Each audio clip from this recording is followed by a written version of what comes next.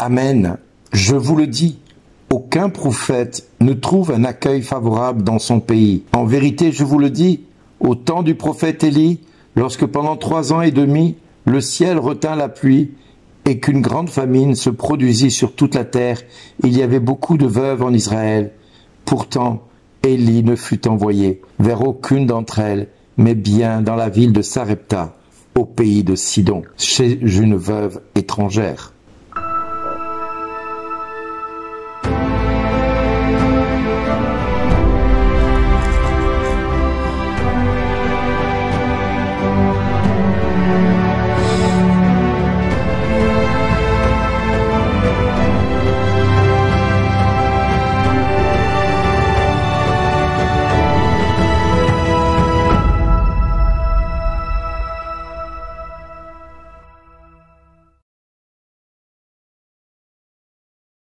Bonjour les amis, Jésus est comme Moïse, il est comme Élie, comme Élisée, et ce n'est pas qu'aux Juifs qu'il est envoyé. Si Moïse, la figure emblématique de Jésus dans la libération d'Israël, du peuple hébreu d'Égypte, Élie et Élisée sont la figure de Jésus allant vers le peuple issu du monde hors des Juifs, vers le monde païen, que ce soit la veuve de Sarepta, que ce soit le prophète Élisée ou Naaman le Syrien qui vient le voir et lui demanda d'être purifié de sa lèpre, comme la première lecture nous le rappelle du 2e livre des rois. Eh bien, aujourd'hui, l'évangile de Luc nous fait l'éloge de ce que Jésus est venu apporter. Il est venu appeler le monde païen à la conversion. Parce que la bonne nouvelle du royaume, ce n'est pas que les chrétiens se convertissent.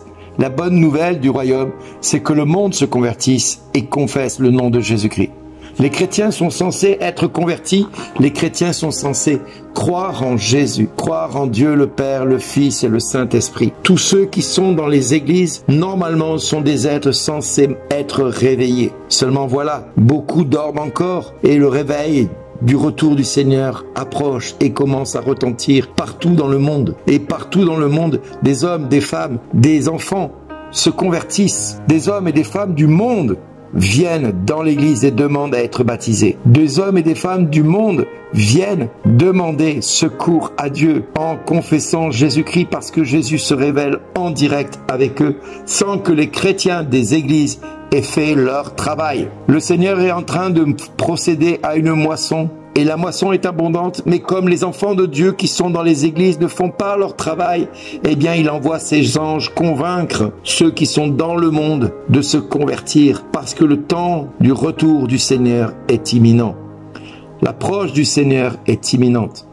Le Seigneur est en train de faire une collecte d'enfants de Dieu à son image. Puisque quand Jésus a envoyé de par les routes aller chercher le peuple d'Israël pour qu'il vienne à lui et qu'il n'a trouvé personne venir parce que tous ont trouvé une excuse pour ne pas venir, alors il a dit à ses serviteurs, donc à ses anges, allez chercher ceux qui sont dans les rues, dans les bas-fonds des rues, des places, allez chercher ceux qui mendient, allez chercher ceux qui... et revêtez-les d'un manteau, de vêtements blancs. Et nous voyons des croyants venir à l'église, mais des croyants qui sont issus de ceux qui ne font pas partie de l'église aujourd'hui et qui rentrent dans l'église en demandant le baptême, en étant revêtus du vêtement blanc du baptême, parce qu'ils se sont convertis, parce que d'autres sont venus les chercher sur les places publiques. Et ces autres ne sont que les anges de Dieu qui cherchent les enfants de Dieu selon le cœur de Dieu. Beaucoup de chrétiens aujourd'hui ne vont pas être accueillis à la table des noces parce qu'ils se considèrent comme meilleurs que ceux qui sont dehors. Beaucoup de chrétiens pensent qu'ils sont sauvés parce qu'ils vont à l'église tous les jours, parce qu'ils font 3 chapelets par jour, parce qu'ils vont à l'adoration, parce qu'ils vont à la messe. Mais il manque du principal commandement de Dieu. Tu aimeras le Seigneur ton Dieu de tout ton cœur, de toute ton âme et de toute ta force, et ton prochain comme toi-même.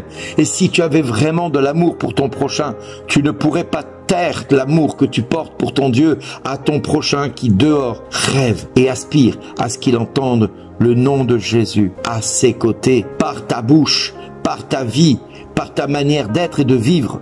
Voilà aujourd'hui ce que le Seigneur est venu nous dire dans cet évangile. Oui, le Seigneur va chercher des Naaman et des veuves de Sarepta pour faire d'eux des témoins de la puissance de Dieu. Dieu va aller chercher des malades, des possédés, des enchaînés. Dieu va aller chercher des musulmans, des juifs et des athées, des sataniques pour les venir et les ramener à l'église. Voilà ce que Dieu est en train de faire. Il va aller chercher des francs-maçons pour aller les ramener dans l'église, pour leur dire pliez le genou devant Dieu, et ils vont plier le genou devant Dieu, et à côté d'eux se tiendra des croyants, des pseudo-croyants qui resteront inflexibles à la nuque raide et qui refuseront de partager ce qu'ils ont avec ceux qui n'ont rien parce qu'ils avaient faim et ils n'ont pas donné à manger. Ils avaient soif et ils n'auront pas donné à boire. Ils étaient nus et ils les ont pas vêtus. Ils étaient en prison et ils les ont pas visités. Ils étaient malades et ils les ont pas guéris.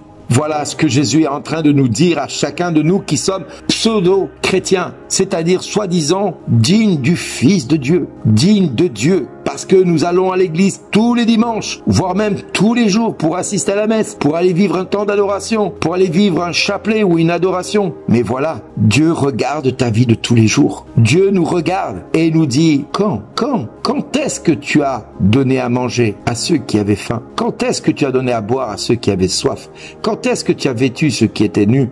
Quand est-ce que tu es venu visiter les malades? Alors, dehors, je ne vous connais pas. Vous ne pourrez pas participer au repas des noces de l'agneau. Vous ne pourrez pas participer au banquet et au festin que j'ai préparé pour mes élus. Mes élus, je vais moi-même aller les chercher sur les places, sur les chemins de grandes randonnées. Ceux qui sont loin de moi aujourd'hui et qui vont accepter mon sacrifice, qu'ils vont accepter mon sacrifice pour que ce sacrifice ne soit pas vain. Oui, il ne s'agit pas de dire Seigneur, Seigneur pour être sauvé, mais il suffit d'avoir un cœur qui se repent et qui dit Seigneur, pitié pour moi, j'ai péché contre le ciel et contre toi. Je ne suis plus digne d'être appelé ton fils, mais dis seulement une parole et je serai sauvé. Souviens-toi de moi quand tu entreras dans ton royaume. Seigneur, j'ai manqué à tous mes devoirs, mais aujourd'hui je prends l'engagement de faire de ma vie une occasion de témoigner, une occasion de manifester ta gloire dans ce monde, une occasion d'être un témoin fidèle à tes commandements.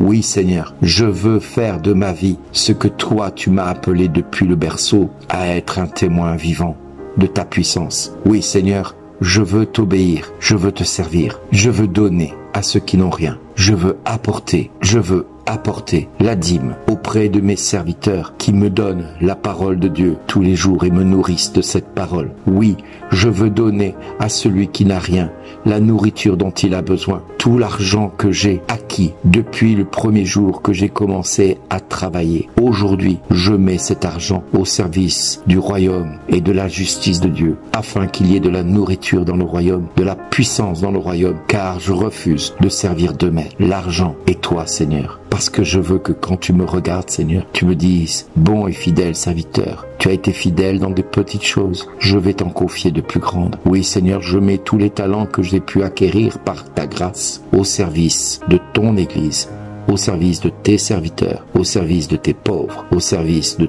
ton Église que tu aimes. Tout ce qui est à moi est à toi, et rien de ce que je possède ne vient de moi, mais par la grâce, tu m'as permis d'acquérir tout ce que j'ai. Alors je te rends ce qui t'est dû, parce que tout, absolument tout, vient de toi, et doit être une occasion pour témoigner de ce qui m'anime au fond de moi, cet amour que je te porte, sincèrement. Oui Seigneur, ma prière ne sera plus une prière religieuse, mais une prière qui sera une relation, une déclaration d'amour à ton égard, à travers ma manière de vivre et de décider. Alors je serai heureux de t'entendre dire ce jour que j'arriverai à mettre en pratique tout ce que je viens de déclarer, ces deux mots que je rêve d'entendre dans mes oreilles, de ta bouche. Merci d'exister.